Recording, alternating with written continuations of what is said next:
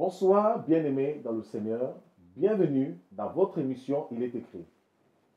Ce soir, dans cette émission, sur ce plateau, j'ai le plaisir de recevoir un homme de Dieu, le prophète Emmanuel Makito, qui nous vient d'Allemagne. Il est le visionnaire principal du ministère L'espoir ou l'espérance pour les nations. Ce soir, sur ce plateau, il va aborder un sujet sur la thématique la stature parfaite de Christ. Comment atteindre la stature parfaite de Christ? Je vous invite à nous retrouver juste après ce générique.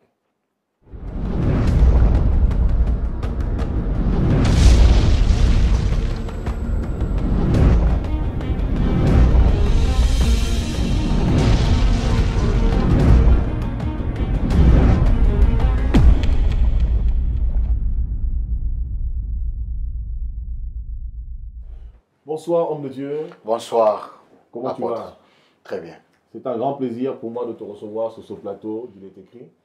Cette émission qui nous plonge dans la profondeur de la parole de Dieu, qui nous pousse à être enracinés dans la parole de Dieu. Alors, est-ce que tu peux un peu te présenter par rapport aux personnes qui te découvrent sur notre émission Il est écrit? Pour ceux qui ne te connaissaient pas éventuellement, certainement beaucoup te connaissent, ceux qui sont au niveau de l'Allemagne, parce que tu nous viens de l'Allemagne. Est-ce que tu peux te présenter un petit peu et avant que nous puissions aborder l'enseignement? Shalom, peuple de Dieu. Je me nomme le prophète Emmanuel Makito. Je viens de l'Allemagne, précisément dans la ville de Cologne. Et notre ministère est basé dans la ville de Cologne depuis 2008.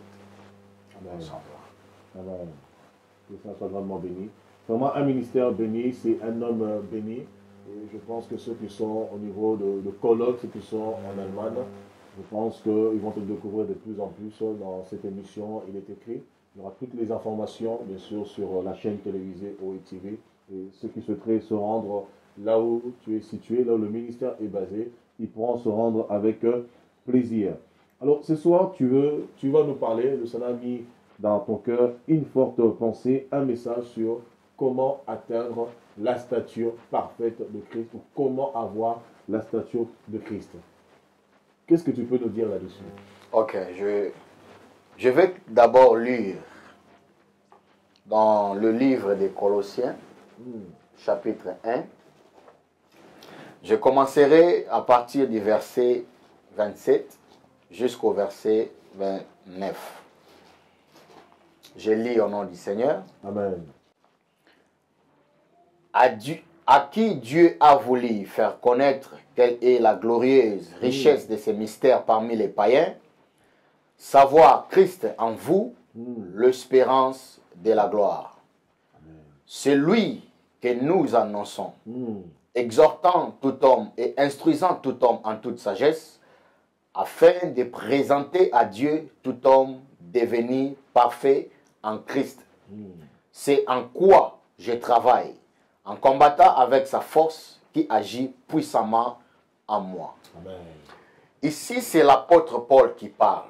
Il s'adresse aux Colossiens. Il dit, c'est lui que nous annonçons. Christ. Christ. Parce que dans la Bible, il s'agit de lui. Amen. Il dit dans ses rouleaux du livre, il s'agit de moi. L'apôtre Paul dira encore, nous ne prêchons pas nous-mêmes, mais nous prêchons Jésus-Christ. Yes. Vous voyez? Amen. Il dira encore, il dit, les Juifs veulent le miracle, les Grecs veulent la sagesse, mais nous prêchons Jésus-Christ crucifié. C'est lui le sujet principal de la Bible. C'est lui le message que nous prêchons. Amen. La Bible dit que l'Église est bâtie par les enseignements des apôtres et des prophètes. Alors, le fondement que les apôtres et les prophètes ont mis, c'est Christ lui-même. Christ Jésus. Christ Donc, Jésus. tout message qui ne serait pas centré sur Christ, ça serait problématique. Ça serait problématique. Il est le fondement de l'Église. Il est la pierre angulaire de l'Église. Yes. Et il est lui-même la tour que nous construisons. Il s'agit de lui. Amen. Amen. Il s'agit de lui. Amen. Alors l'apôtre Paul dit, c'est lui que nous annonçons, exhortant et instruisant tout homme en toute sagesse, afin de présenter à Dieu tout homme devenu parfait en Christ. Afin de présenter à Dieu tout homme devenu parfait en Christ. Ça veut dire que quand l'apôtre Paul annonçait l'évangile, quand il enseignait la parole de Dieu, il avait une arrière-pensée. Sa pensée était de transformer le peuple de Dieu, Amen. de les amener à la stature parfaite de Christ. À une perfection. À une perfection. C'est ça cette perfection, la stature parfaite de Christ. Amen. Alors, c'est ça le but de la vie chrétienne. C'est ça le goal qui est derrière, devant nous. C'est ça la volonté du Père, le désir ardent du Père pour tous ses enfants. Alors, quand Dieu nous appelle en Christ, nous commençons par le salut. Mais je vais un peu choquer quelques personnes. Choc. Le salut est le plus important, mais le salut est le niveau le plus bas dans la vie chrétienne. Parce que la vie chrétienne est comme l'ascension d'une montagne. Le salut est le premier niveau, mais nous devons atteindre la gloire. C'est ça maintenant ce que l'apôtre Paul explique. Il parle de l'espérance de la gloire. L'espérance de la gloire dont l'apôtre Paul parle, c'est une dimension spirituelle, un niveau spirituel. Ce niveau, c'est un niveau où l'homme peut atteindre, où l'homme devient semblable à Dieu. À Dieu. Yes. C'est possible, d'être semblable. Mais là, tu risques de choquer les âmes sensibles qui diront, mais comment un homme peut devenir Dieu? Comment un homme peut atteindre le niveau de Dieu? Nous lisons la parole de Dieu. Et tout ce que j'ai dit est basé dans la parole de l'Éternel. La Bible dit, Dieu dira à Moïse, je t'ai fait Dieu devant Pharaon.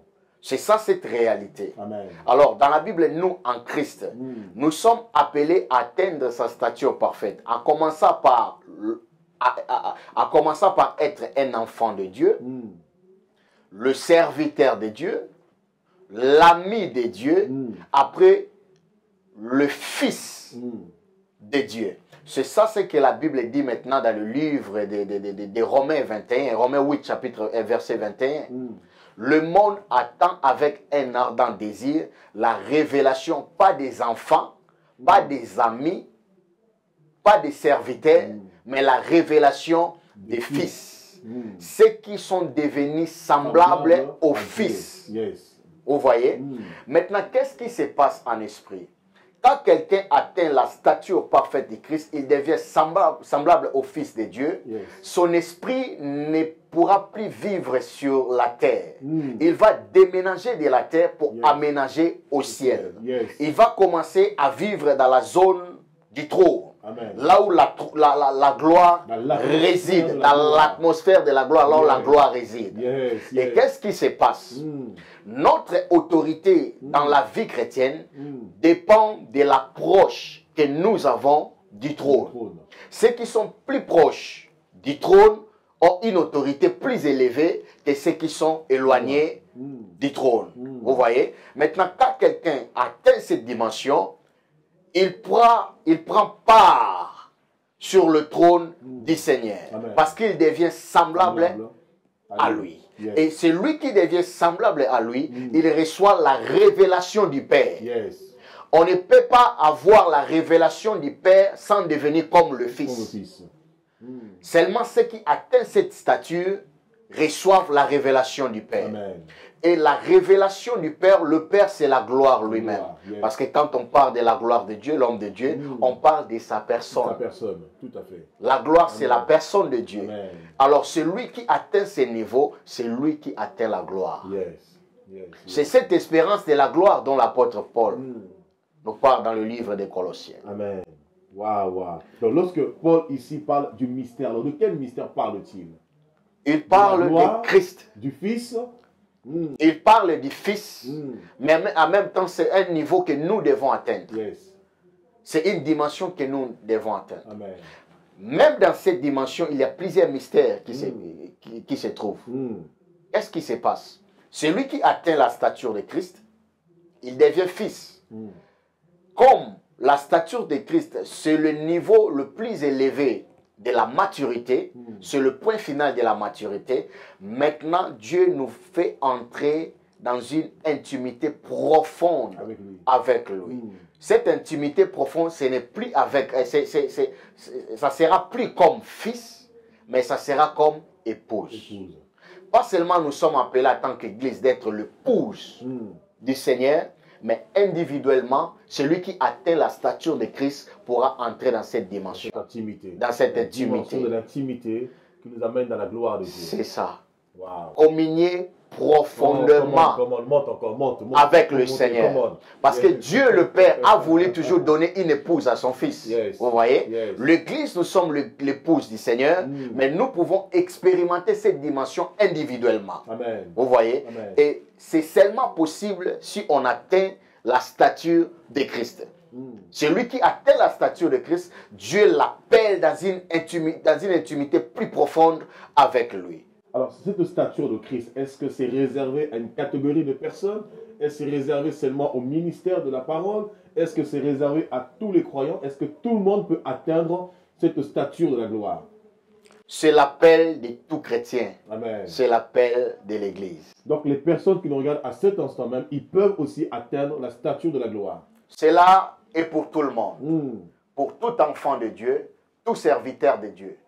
C'est l'appel que nous avons en Christ. C'est là où Dieu le Père nous attend. Amen. Dieu t'appelle dans la profondeur. La Bible nous dit, le Saint-Esprit sonde le profondeur de Dieu. Ça veut dire, en Dieu, il y a une profondeur.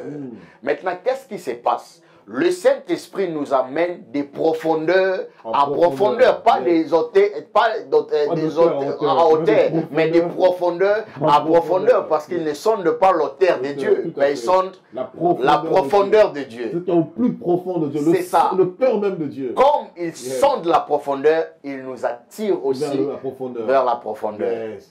C'est ce qui se passe. Oh, c'est profond. Alors celui qui atteint ce niveau connaîtra la profondeur de Dieu et va communier profondément avec Dieu. C'est un niveau où ce que moi j'appelle l'union parfaite avec Dieu. Parce que dans ce niveau, l'homme peut communier parfaitement avec le Seigneur. Profondément avec le Seigneur. Parce que c'est le désir du Père. Et c'est le désir du Seigneur. C'est un niveau où c'est la relation du mariage en fait. Parce que c'est le mariage qui fait que les deux personnes deviennent une seule. Vous voyez? Ils deviennent un. Alors, la dimension de l'union parfaite nous introduit dans la dimension de l'épouse, dans la communion de l'épouse. Là où l'apôtre Paul explique dans le livre de 1 Corinthiens chapitre 6, il dit, c'est lui qui s'attache à une prostituée devient un seul ou une seule chair avec elle. Mais celui qui s'attache au Seigneur devient un seul esprit avec lui. L'esprit du Seigneur et l'esprit de l'homme se joignent et devient un seul. C'est ça, cette relation du mariage, cette dimension d'intimité, là où l'homme et le Seigneur deviennent un. C'est dans ces niveaux, cette dimension que Dieu nous appelle. C'est ça l'appel de tout chrétien. La vie chrétienne n'est pas ennuyante.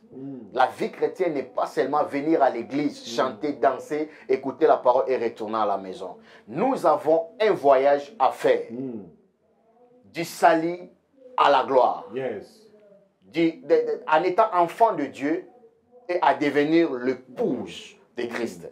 Et on peut que devenir l'épouse si on atteint la stature parfaite de Christ, si on devient semblable à lui. Waouh, c'est merveilleux. C'est puissant, wonderful, merveilleux. Alors, la question que je poserai, prophète, quelles sont les démarches? Qu'est-ce qu'il faut faire pour atteindre cette stature? Quelle est la procédure? Qu'est-ce qu'il faut faire pour atteindre cette stature, pour pouvoir atteindre cette dimension de la gloire? Il y a des chrétiens qui te diront, ça fait des années que je prie, ça fait des années que je vais à l'église, ça fait des années que je fréquente l'église, je chante, je suis à la chorale, je suis à la louange, je suis à telle équipe, je suis à le protocole, je jeûne. Mais comment faire pour atteindre cette stature? Ok. Nous devons noter quelque chose. Nous, dans la vie chrétienne, nous sommes dépendants de Dieu. Le Fils, Christ dit, le Fils ne fait rien de lui-même. Il fait que ce qu'il voit le Père faire. Yes. Ça veut dire que le Fils était dépendant du Père. Malgré sa position, malgré son autorité, malgré sa puissance, malgré sa renommée qui s'est accrue, mais il était toujours et il est resté dépendant du Père. Wow. Pour atteindre ces niveaux, nous avons besoin de la dépendance. Cette dépendance nous amènera dans l'obéissance. Parce que sans l'obéissance, il n'y a pas de croissance. Notre croissance dans la vie chrétienne dépend de notre obéissance. Yes. C'est ton obéissance qui t'amènera vers la stature parfaite de Christ. Yes. C'est ton obéissance. Alors, pour obéir, il faut commencer d'abord par la dépendance de sa personne. La dépendance de sa personne. Ne plus faire sa propre volonté, mais faire la volonté de Dieu. C'est ça, l'homme de Dieu. J'ai découvert quelque chose. Tout ce que Dieu nous donne, et n'importe quel niveau que l'homme peut atteindre en Christ, nous devons toujours être dépendants de lui. Amen. La puissance ne peut pas nous rendre indépendants de Dieu. La foi ne peut pas nous rendre indépendants de lui. La foi, ce n'est pas des émotions ni des sensations. La foi, c'est l'obéissance. L'obéissance à Dieu. Dieu a... Fidélité à Dieu. C'est ça. Dieu a dit à Abraham de quitter la maison de son père, tout ça. Tout à fait. Qu'est-ce qu'Abraham a fait? Abraham a simplement obéi. Il est parti sans savoir où il allait. Il a simplement obéi. Et son obéissance a été appelée la foi. La foi. Et il fut imputé À justice. en justice. L'obéissance, c'est la foi à la voix de Dieu. Amen. Et l'obéissance, la foi doit être dépendante De Dieu. de Dieu. Tout ce que Dieu nous donne doit être dépendant de lui. Si la foi te rend indépendant de Dieu, ce n'est plus la foi, c'est des émotions et des sensations. C'est pourquoi Paul dit dans Romains 11, c'est de lui, par lui et pour lui que sont toutes choses. C'est ça. Quoi que nous fassions, quoi que nous ayons, quelle que soit la puissance que Dieu nous donne, quels que soient les dons que Dieu nous donne, quelles que soient les grâces, les faveurs que Dieu répand sur nos vies, dans nos vies, toutes ces choses ne doivent pas nous éloigner de Dieu. Alors, Tout à fait. qu'est-ce qu'on peut dire dans ce cas? Des gens qui expérimentent un petit peu la puissance de Dieu, qui s'enorgueillissent et puis qui chutent. Et qui s'écartent de Dieu. Je commencerai à dire ceci, l'homme de Dieu. C'est l'humilité qui fait accroître la grâce. Amen. Dieu fait grâce aux humbles. De plus en plus tu deviens humble, de plus en plus la grâce de Dieu s'augmente Yes. dans ta vie. Yes. S'ils veulent que la grâce de Dieu puisse augmenter dans leur vie, s'ils veulent vivre des dimensions profondes avec le Seigneur, des choses extraordinaires avec Dieu, qu'ils commencent à s'humilier d'abord, S'abaisser. s'abaisser. Voyons dans la Bible, l'homme de Dieu, nous voyons comment l'apôtre Paul s'est humilié au fur et à mesure. Quand il a commencé, il dit, personne n'a reçu la révélation comme lui. Moi. Il dit, l'évangile que je vous annonce, c'est par une révélation. Il parlait de lui d'une manière, Il s'est levé un peu. il s'est levé, disons. Il se salvadait un peu. C'est-à-dire, il se glorifiait. Vous voyez. Mais quand il a compris, parce qu'il fut un messager de la grâce, quand il a compris des profondeurs concernant la grâce de Dieu, il a commencé à s'humilier. De langage.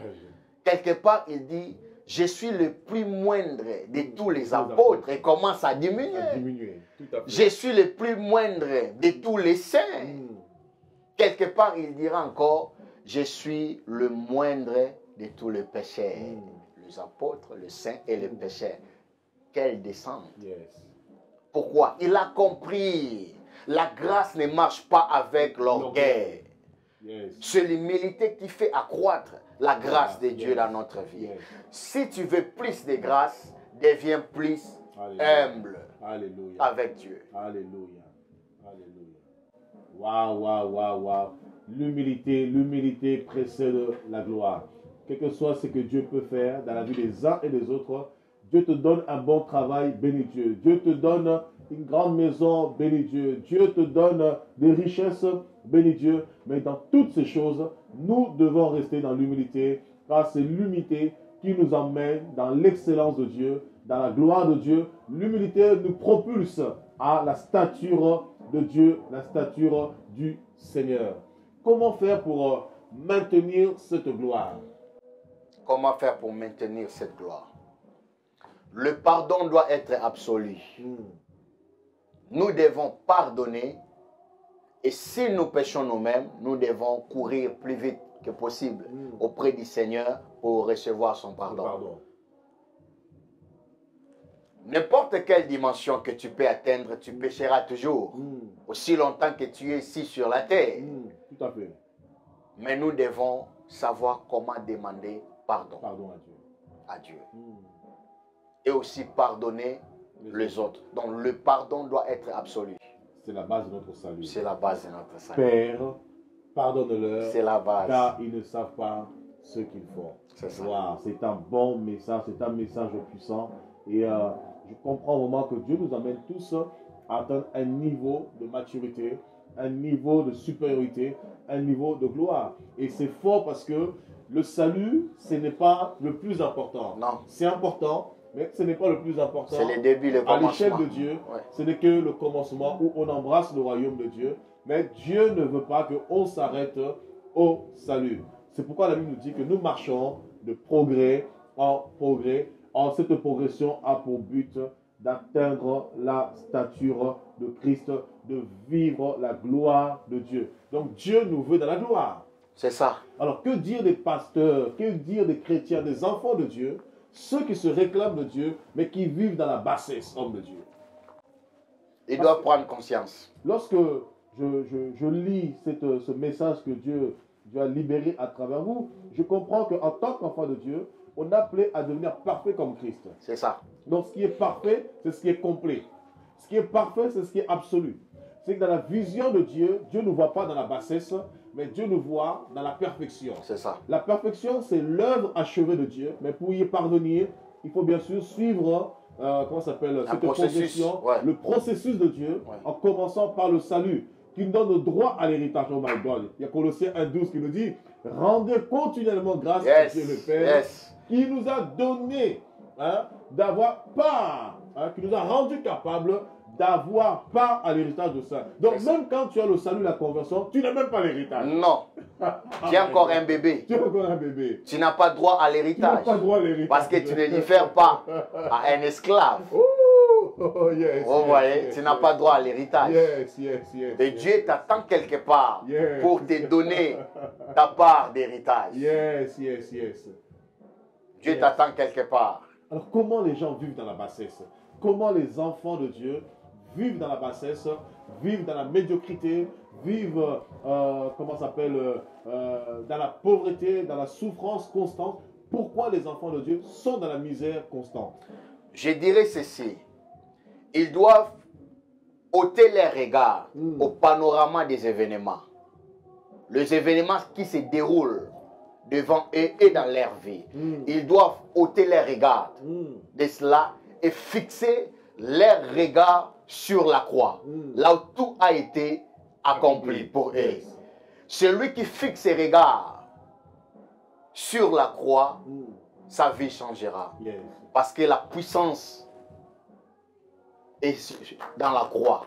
Amen. La Bible dit, l'évangile que nous annonçons est une folie pour ceux qui périssent. Mais pour nous qui croyons, c'est la puissance de Dieu. Mais pour nous-mêmes, des fois, elle devient une folie. Elle devient une folie. Cet évangile qui est censé être une puissance de Dieu, une démonstration de la gloire de Dieu. Mais lorsqu'on regarde nos vies, l'évangile même devient une folie parce que ça devient une contradiction. Parce qu'au lieu que la puissance se manifeste en nous, mais malheureusement, nous voyons des chrétiens qui parlent de Dieu, mais leur vie n'est pas en conformité avec la parole de Dieu. Nous avons des gens qui vont prier dans l'église, mais ils ne changent pas, ils ne sont pas transformés, ils ne sont pas métamorphosés, il n'y a pas d'évolution, il n'y a pas de transformation. Qu'est-ce qui fait cela? Ils sont fixés et focalisés à tout ce qui est terrestre. Parce qu'ils parlent de la croix, ils parlent de la croix, ils parlent de Jésus, mais pourquoi leur vie ne change pas?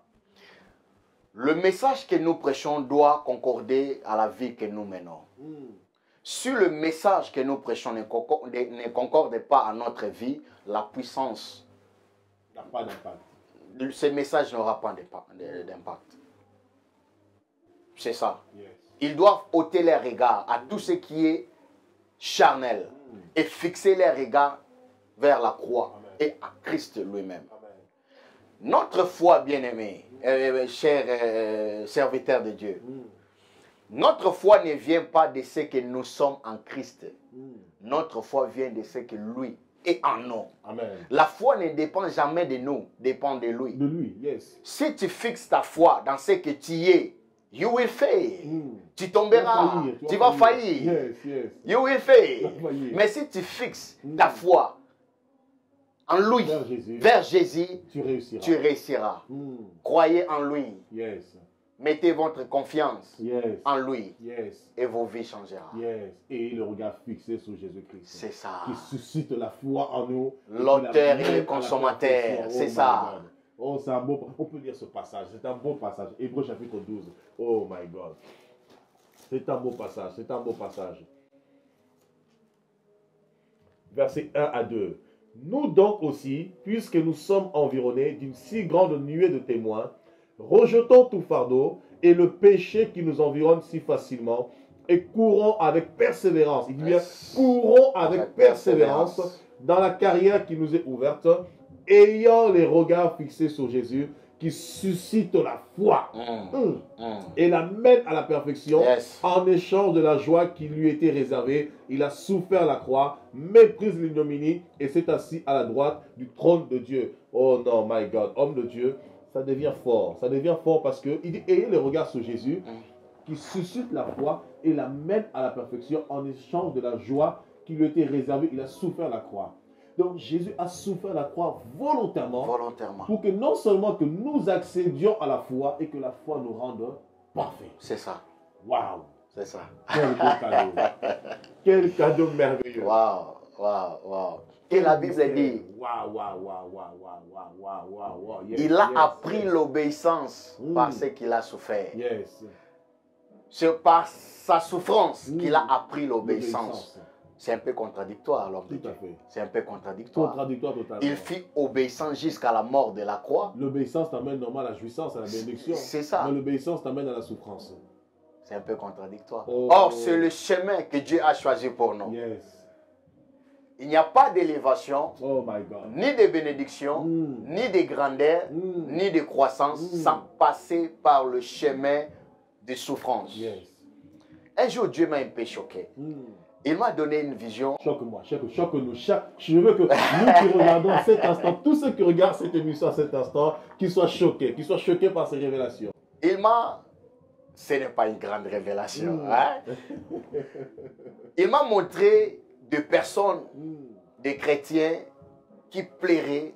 Il s'est laissé tomber par terre. Il s'est découragé. Et d'autres aussi priaient, disaient, Dieu, élève-moi.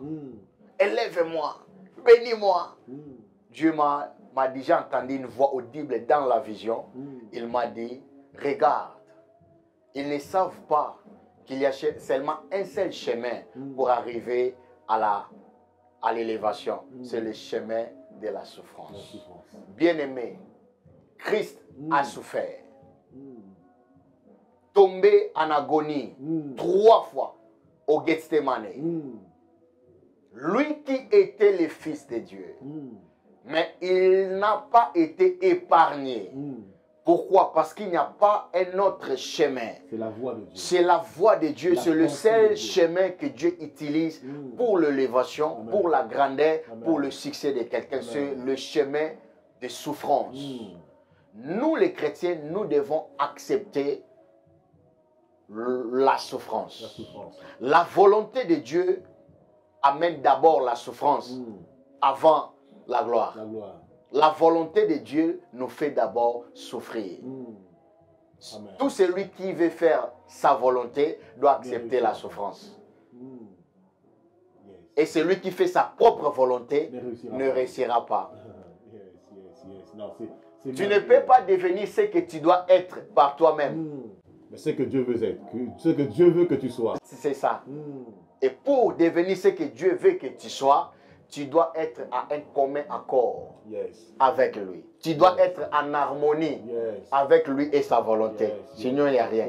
C'est profond. My God. C'est profond. Et nous devons rentrer dans une dimension de gloire. Nous devons expérimenter la gloire. Et Paul appelle cela comme étant un mystère. Ce mystère, c'est que parmi les païens, nous sommes distingués.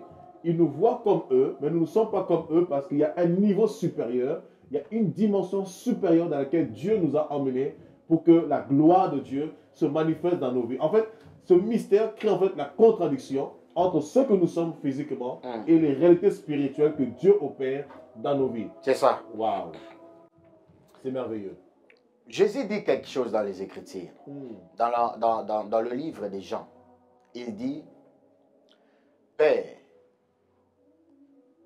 glorifie-moi de la gloire que j'avais auprès de toi avant la fondation du monde. Quelque part, il dit encore, Père, garde-les, afin qu'ils voient ma gloire.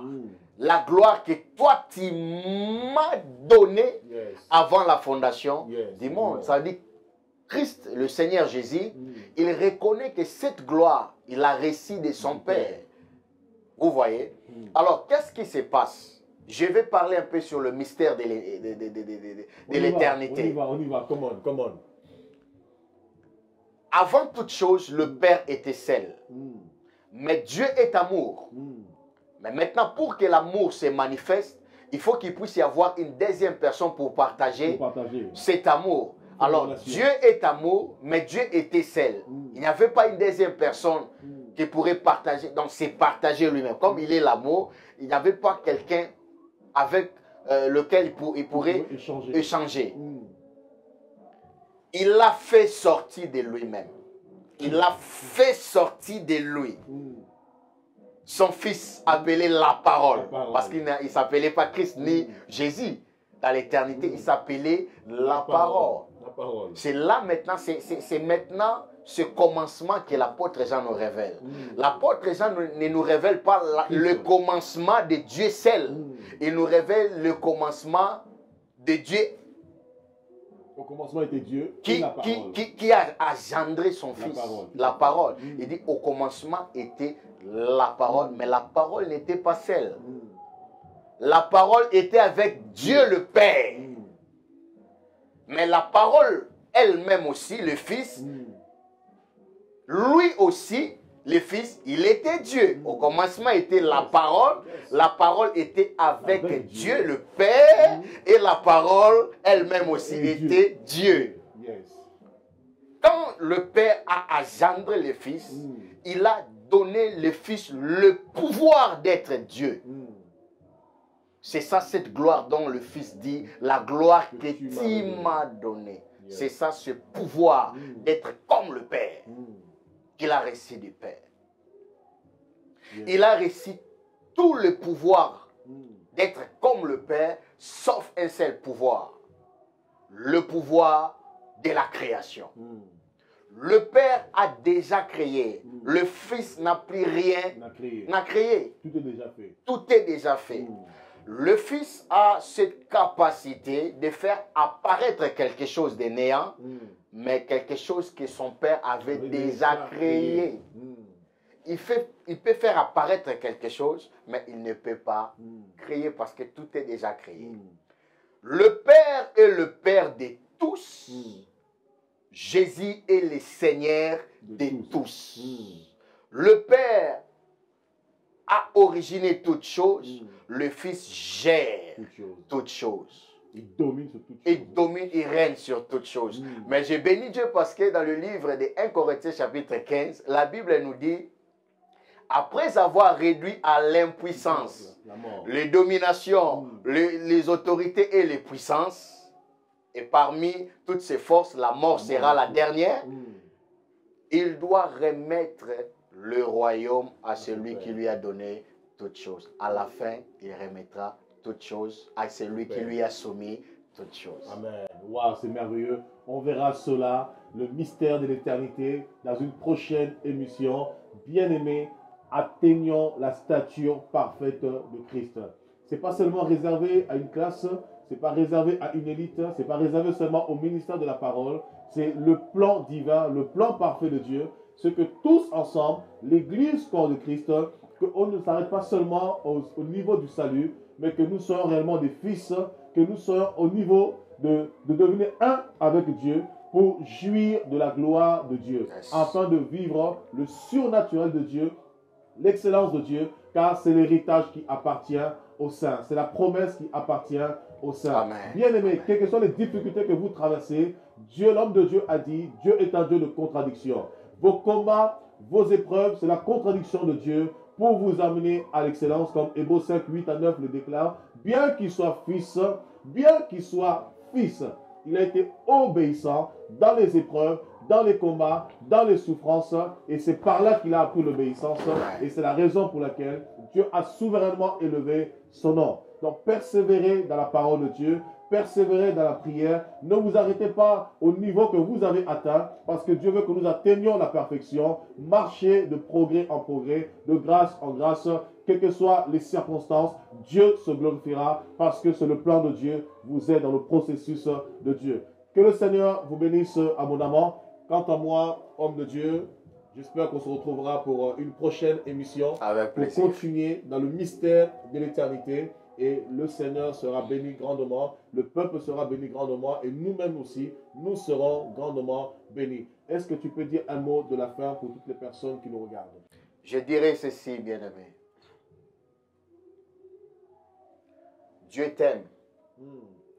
Dieu a un plan merveilleux pour toi. Dieu t'a fait traverser différentes choses pour t'amener quelque part. Dieu agit toujours par le mystère des événements.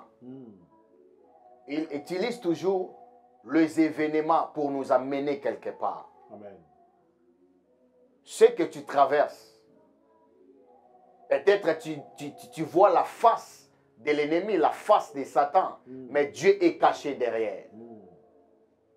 Tiens bon. Amen. Crois en lui. Fais-lui confiance. Marche dans l'obéissance totale de sa parole.